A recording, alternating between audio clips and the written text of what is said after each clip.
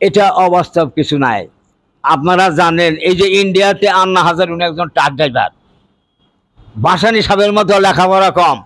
কেজরিওয়াল বিশাল বড় নেতা, ইন্ডিয়ায় কিছুদিন আগেও যে অ্যারেস্ট হয়েছিল, জনগণ এমনভাবে চাপ সৃষ্টি করছে তাকে ছাইড়া দিতে বাধ্য হয়েছে।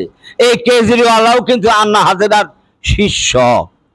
তাহলে আপনারা আজকে যারা আমাদেরকে হয়তো মূল্যায়ন করবে না, প্লিজ একটু খেয়াল করে শুনবেন, আমাদের আজকে যারা মূল্যায়ন করবে না 6 মাস অপেক্ষা করেন। ইনশাল্লাহ যদি বেঁচে থাকেন বা বেঁচে থাকে, 6 মাস পরে আপনার লেবাস, আপনার চেহারা, আপনার কথাবার্তা, আপনার বাপ মৌসুম কিসের এমপির উপরে হয়ে যাবে ইনশাল্লাহ।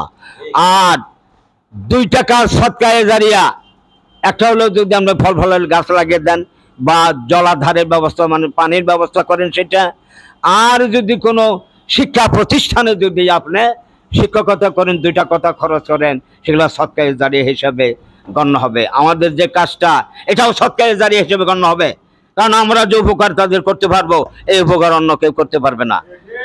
অনেকেই বলে মান ইজ দ্য সেকেন্ড গড, যদি আমি মুসলমান বলা ঠিক হবে না, কিন্তু যারা এই প্রভাবটা রেখে গেছে তারা আমার চেয়ে অনেক গুণে তারা পণ্ডিত ব্যক্তি বা ব্যক্তিত্ব।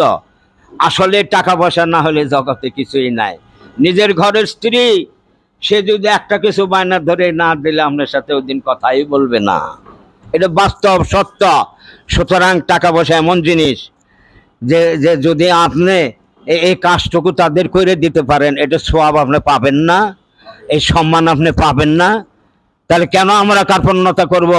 সুতরাং আমরা আমাদের সর্বশক্তি দিয়ে আমরা আমাদের এই কাজ চালিয়ে যাব। এবং একটা কথা সবসময় মনে রাখবেন যে 10 তারিখে আমরা যেন নিজেরা আসতে ভুল না করি, এবং আমাদের যারা সদস্য আছে তাদেরকে যেন সবাইকে আমরা উপস্থিত রাখতে পারি, এই চেষ্টায় কিন্তু থাকবেন। আর এমনিও যদি কিছু লোক সুরাট টানে নিয়ে আসতে পারেন সেটা আরও ভালো, আসা যায় আমরা তো সদস্য আরও বানাবো। আর একটা কথা মনে রাখবেন, তাদেরকে এটা আগে জানিয়ে দিবেন, ওই যে আমার 1 লোটা দুধ না গেলে কি হবে, বলবেন যে না গেলে কিন্তু তুমি ঋণ পাবে না। কারণ মানুষ তো নানান পদি আছে, বুঝছেন, মানে একজনের ঘাড়ে পাড়া দেয়া